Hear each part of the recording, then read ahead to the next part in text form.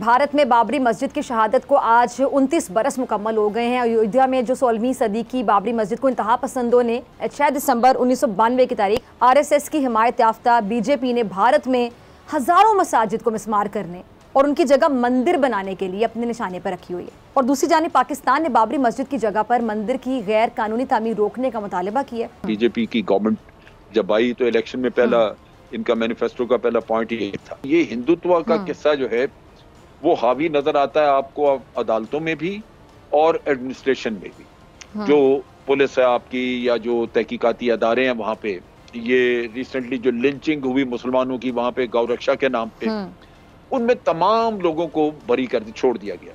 और आप देख लें कि इंतशार है, फलस्तीन में यही दुख है, कश्मीर में यही प्रॉब्लम है, और आज तो पूरे हिंदुस्तान में तमाम मुसलमानों को और ईसाइयों को ये मसला बना हुआ। जो मैनिफेस्टो उसमें बीजेपी ने ये वादा किया हुआ था कि वो यहाँ पे राम मंदिर तामीर करवाएंगे, लिहाजा मोदी ने जाके खुद उसका इफ्तिताह किया। भारत के ऊपर सैंक्शंस लगनी चाहिए फौरी तौर पे।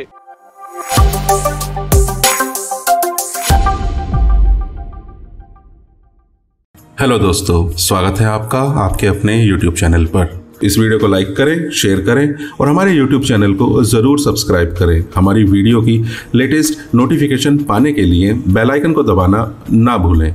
धन्यवाद। भारत में बाबरी मस्जिद की शहादत को आज 29 बरस मुकम्मल हो गए हैं। अयोध्या में जो 16वीं सदी की बाबरी मस्जिद को इंतहा पसंदों ने 6 दिसंबर 1992 की तारीख, तो 1992 सन था, शहीद किया था। और बाबरी मस्जिद की शहादत से जो ज़्यादा अजियतनाक बात, वो भारत की आला अदलिया का जानिबदाराना किरदार, जिसने नवंबर 2019 में हिंदुओं को तारीखी बाबरी मस्जिद के मुकाम पर मंदिर बनाने की इजाज़त दी थी। भारतीय सुप्रीम कोर्ट ने फैसला सुनाते हुए हिंदुत्व नजरिए को तरजीह दी। सिर्फ यही नहीं बल्कि भारतीय सुप्रीम कोर्ट ने बाबरी मस्जिद की शहादत में मुलव्वस LK अडवाणी जैसे बीजेपी के रहनुमाओं को भी बरी कर दिया था। अफसोस का मुकाम है ये। और मोदी के दौर में हिंदुत्व कुव्वतें अब भी मुसलमानों के मजहबी मुकामात की मुसलसल आपको पता है कि तोड़ फोड़ कर रही हैं। RSS की हिमायत याफ्ता बीजेपी ने भारत में हजारों मसाजिद को मिस्मार करने और उनकी जगह मंदिर बनाने के लिए अपने निशाने पर रखी हुई है। अब यहाँ तक मुसलमानों के नामों से मंसूब जो इदारे हैं, मकामात हैं, शाहराएँ, उनके नाम भी तब्दील किए जा रहे हैं। और दूसरी जानिब पाकिस्तान ने बाबरी मस्जिद की जगह पर मंदिर की गैर कानूनी तामीर रोकने का मुतालिबा किया। तर्जुमान दफ्तर खारजा के मुताबिक बाबरी मस्जिद का इन्हदाम अक़लियतों के मजहबी हुकूक की संगीन खिलाफ वर्जी है।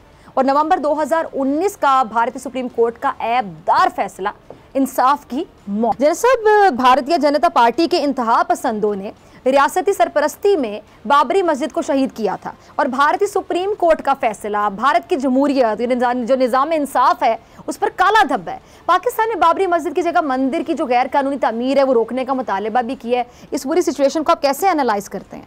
देखिए, भारत जो है वो बिल्कुल मुकम्मल तौर पे एक डिफरेंट डायरेक्शन में चला गया, जैसे हिंदुत्व का कहते हैं। और ये बीजेपी की गवर्नमेंट जब आई तो इलेक्शन में पहला इनका मैनिफेस्टो का पहला पॉइंट ये था।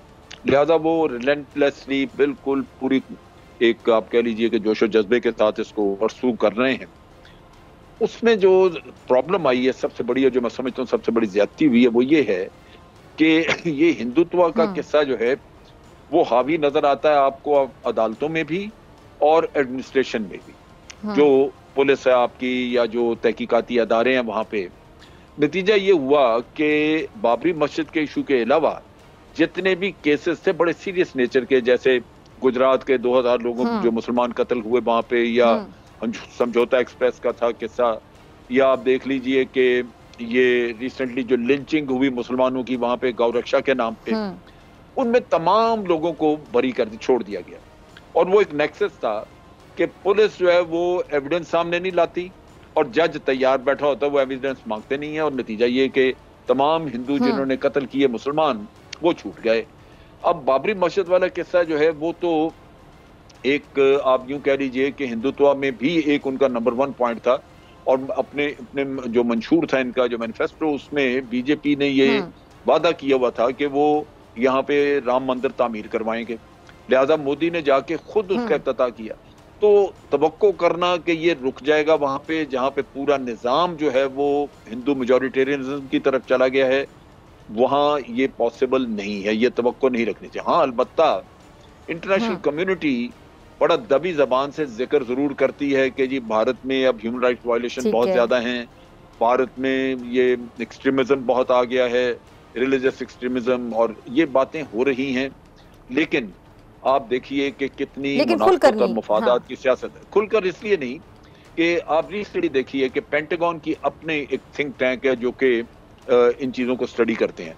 उन्होंने रिकमेंड किया कि भारत के ऊपर सैंक्शंस लगनी चाहिए फौरी तौर पे, क्योंकि वहां पे 9 महीने के अंदर 305 हमले हुए हैं इनके चर्चेस के ऊपर, गिरजाघरों के ऊपर। तो वो जो 305 हमले में वो मुसलमानों पे जो बहुत अरसे से जुल्म हो रहा है उस पे नहीं वो जागे, लेकिन क्रिश्चियंस का किस्सा हुआ तो वो जागे। लेकिन उसके बावजूद आप देखिए कि अमेरिका ने अपनी मसलहतों के बावजूद उनके ऊपर ना सैंक्शंस लगाई, ना ही उनको उस कैटेगरी में डाला, और खामोश बैठे हुए हैं सिर्फ इस वजह से कि भारत के साथ इस वक्त मफादात वाबस्ता हैं एशियन पिवट के नुक्ता निगाह से चाइना के खिलाफ। तो ये मुनाफकत जब तक रहेगी ये चीज़ें इसी तरह होती रहेंगी, क्योंकि जिन मुल्कों ने इंसाफ नाफिज करना है यूनाइटेड नेशन के जरिए या अदरवाइज, वो बिल्कुल टोटली मुनाफकत पे और बेइज्जती पे उतरे हुए हैं। ठीक है, अच्छा वही सवाल जना साहब की जो आलमी बरादरी है, मतलब सब देखते हुए अंधी बनी हुई है, सब जानते हुए अनजान बने हुए हैं, सब सुनते हुए बहरे बने हुए हैं, ज़बान रखते हैं, ताकत रखते हैं, बात कर सकते हैं, लेकिन फिर भी गूंगे बने हुए हैं। तो ये इनके तो हम कहते हैं जी मुफादात हैं, जी टेम्परेरी मुफादात जो हैं वो इंसानियत पे भारी हैं, तो मुफादात तो हमेशा रहेंगे। अगर इनके मुफादात रहेंगे, इंटरेस्ट रहेंगे, तो हमेशा ही इस तरह का सिलसिला चलता रहेगा, सिर्फ पाकिस्तान आवाज़ उठाता रहेगा। और किस हद तक पाकिस्तान का आवाज़ उठाना इन मजलूमों पर जिन पे जुल्म के पहाड़ तोड़े जा रहे हैं उनके लिए फ़ायदेमंद साबित हो सकता है, खासतौर पर अगर मैं कश्मीर की भी बात करूँ। देखिए बात यह है कि पाकिस्तान का आवाज़ उठाना पाकिस्तान की जिम्मेदारी है। अगर इंटरनेशनल कम्युनिटी मुनाफकत करे तो इसका ये मतलब नहीं कि पाकिस्तान चुप कर जाए। हमें तो अपना फ़र्ज पूरा करना है और वो करना चाहिए। इसी तरह जो जैसे कश्मीर में लोग आज़ादी मांग रहे हैं, ये दुनिया तवज्जो देती आज या नहीं देती, लेकिन आज़ादी की तहरीक जो है उसको जिंदा रखना जरूरी है। सो वो लोग अपनी कुर्बानियां भी देंगे, इसके लिए लगे रहेंगे। और हो सकता है कि किसी वक्त पे इंटरनेशनल कम्युनिटी जो है वो इस मामले में कोई अपना रवैया बदले। लेकिन एक चीज जो आज दिन तक हुई है वो यही है कि इंटरनेशनल कम्युनिटी हमेशा अपने मुफादात की रोशनी में चीजों को देखती रही, जिसकी वजह से दुनिया में अमन कायम नहीं हो सका। अब चाइना के साथ ही देख लीजिए जो अमेरिका की रविश है। अगर चाइना मिलिट्री थ्रेट नहीं है और वो एक इकोनॉमिक थ्रेट है कि जनाब वो लगता है कि कुछ सालों में या 1-2 साल में अमेरिका से आगे निकल जाएंगे अपनी इकोनॉमी के नुक्ता निगाह से, तो उसका तो इकोनॉमी में मुकाबला होना चाहिए था। उसके लिए घेराव करने की तो जरूरत नहीं है। ये नेगेटिव जो आपने रोल अदा कर रहे हैं कि आप चाइना को आप अपनी तरक्की की तरफ नहीं देख रहे कि हम कुछ अचीव करें, वो चाइना को चाह रहे हैं कि इसको कंटेन करें ताकि ये आगे ना बढ़ सके। तो ये वो नेगेटिव रवैये हैं जो कि दुनिया में फैले, जिसकी वजह से दुनिया में अमन कायम ही नहीं हो सका। ये कुव्वतें जिनको अल्लाह ताला ने सोल सुपर पावर बनाया अमेरिका, इनका फर्ज था कि दुनिया में इंसाफ कायम करते, उससे झगड़े अक्सर खत्म हो जाते और दुनिया एक पुरअमन जगह बनती। लेकिन उन्होंने इंसाफ की बजाय जुल्म का साथ दिया, मुनाफकत का साथ दिया, मुफादात का साथ दिया। और आप देख लें कि इंतशार है, फलस्तीन में यही दुख है, कश्मीर में यही प्रॉब्लम है, और आज तो पूरे हिंदुस्तान में तमाम मुसलमानों को और ईसाइयों को ये मसला बना हुआ। इस वीडियो को अंत तक देखने के लिए आपका बहुत बहुत आभार। हमसे जुड़े रहने के लिए सब्सक्राइब के बटन को दबा दें और हमारी वीडियो की लेटेस्ट नोटिफिकेशन पाने के लिए बेल आइकन को दबाना ना भूलें। धन्यवाद।